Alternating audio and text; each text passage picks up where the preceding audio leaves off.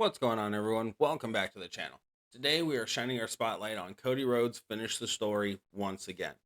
This is going to be a how-to video on how to run the countdown gem build for Cody Rhodes' Finish the Story. I've had quite a few people go and tell me the same way they told me with Bradshaw that for some reason the countdown's just not working for them. And I'm going to show you how I run it, and hopefully you guys seeing that will help you out quite a bit. So to start off, our moves are going to be the drop down punch. We're going to deal 144,000 damage and choose a 7x1 area to make into one turn countdown gems that will deal 142k damage apiece and modify a 1x3 area into multiplied gem strength of 7. So out of the set, we're going to have 21, I think it's, 21 gem strengths of 7, which is pretty sweet. Cody Road or Crossroads. I almost called him Cody Rhodes. I just woke up. You got to give me a break here. The Crossroads. We're going to deal 170,000 damage and choose 6 gems to make into green gems. Going into the Cody Cutter, which is going to deal 171,000 damage and make 24 multiplied gems into yellow gems. For our coaches or trainers, everything in between.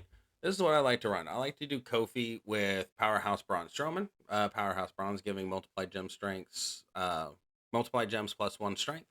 If you are fortunate enough to have the top row filled and you want to put Cody over there for the extra gem damage and the +3, you can switch out Braun for Sherry or Matt Hardy. Both are very good choices.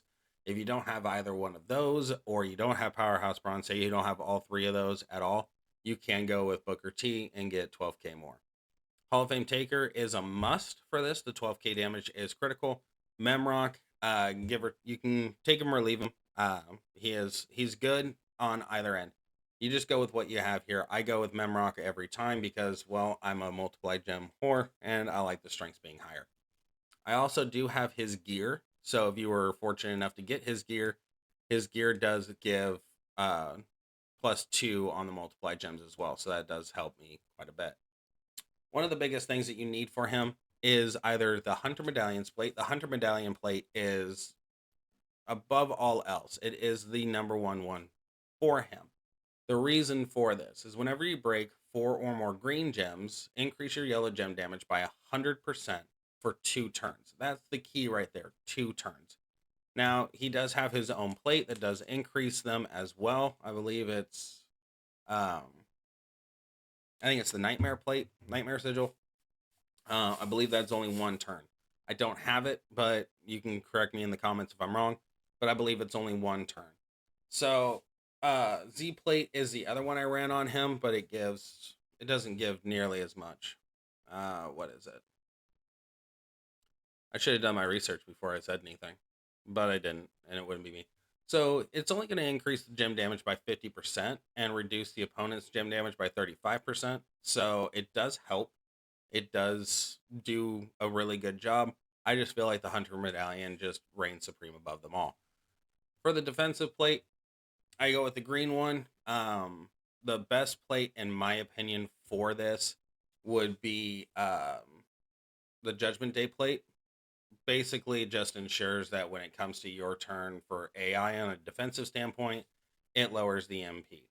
It also allows a cushion, but really, he's one-shotting everything, so really, you don't really need that too much. That's just my personal opinion. So for this, we're going to hop in against the new Carrion Cross and see what comes of it. Now, I will say this is a very finicky build. There is chances of this just going sideways every single time. You need to prevent that as much as humanly possible, and I'm going to explain to you what my brain does when I go into a fight. So in the fight, I already know the countdown gems are going to go across the bottom. This is the safest place for them. And worst case scenario, you get a column break and it takes out 1 of the multiplied gems. If it takes out 1, that's okay. If it takes out 2, you're walking a fine line. If it takes out more than 2, most likely you're going to go into turn 2. Following that, I look at the top row. Right now, there's 3 greens right here, or 2 greens right here. So most likely if I go across here any way, shape, or form, no, actually it'll still work. I misspoke there. So we have those here. So we're going to go click, click, click, click. We're basically surrounding that 1 right here and negating out any sort of 3 break.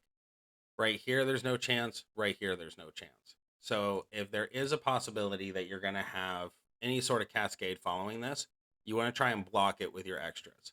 We just swipe up, making the wild card, gives us our extra turn. And then we hit our Cody Cutter and watch the board go bye-bye. Right now, mine's sitting at 23 million for the damage. That's with gear. And I do have 100% gem damage strap on it. So I'm sure without the 100% gem damage strap, I'm 99% positive it's going to fall between the 16, probably the 16 range, 16 million range. Either way, that's still enough to put down a powerhouse. So we'll go once again just to see what the board will look like. See if maybe I can explain what I mean by it when I say blocking. Kind of still sits in the same standpoint, which is normal. So right here is a block, or right here is a potential for a cascade. So I'm going to show you that portion. So right here, I don't see anything in the center that could potentially lead to a cascade. So I'm going to go click, click, click, click, click. I got my 5 match made up. I have 1 extra gem remaining. So I'm going to go right here at the bottom of this. So that way, if a blue does fall, I don't have a 3 break. Ooh, this one's actually, I actually just noticed this. There's a 3 break right there if I put it there. So we can't put it there. All right, so this is going to add up to a little bit of a difficult standpoint. So I'm just going to go to the side now. So if I feel like the top row is not speaking to me in regards to having a non-cascade, which is doing it again on this side. Wow, this is kind of a rough one. Right here. Bam. There we go. We go to the side. So I always go for the top portion first. This one on the corners just keeps throwing me for a loop. So I'm happy I'm explaining this. If not, this would have ended horribly. So this one being right here kind of throws us into a loop. So we can't go across the top. We can't go across the right. So we're going to go to the left. There's nothing here that symbolizes a cascade for me. And I don't need to do any blocking. So there's that. Swipe. Oh, didn't see that coming. And it does happen. It does happen from time to time. But we got rid of 1. Pop. Goes there. Hit the Cody Cutter. Bam. Goes there. Boom goes the dynamite. Still hitting for 20 million. He's not kicking out. So, like I said, you can lose 1 gem. It'll be just fine. That's just essentially how it goes. So it basically came down to exactly what people talk about. A lot of times they do cascade. A lot of times they do column breaks and stuff like that. It is still possible to come back from it. What I do recommend is making sure you have Shangos. Now, I'm really low on a lot of my Shangos, quite a bit actually, so I really need to kind of hit the prize ball for those. One good thing to do with it is to have a Shango on standby. So if you go into the game and you go into a fight and you are second guessing yourself constantly on where to put the 5 break, throw out a Shango. Just go and drop their moves down just enough to where you can get by for that 1 turn if things go wrong. And that'll help out. It'll go to turn 2, obviously, but you'll still win turn 2, hopefully, if they didn't blow up everything else.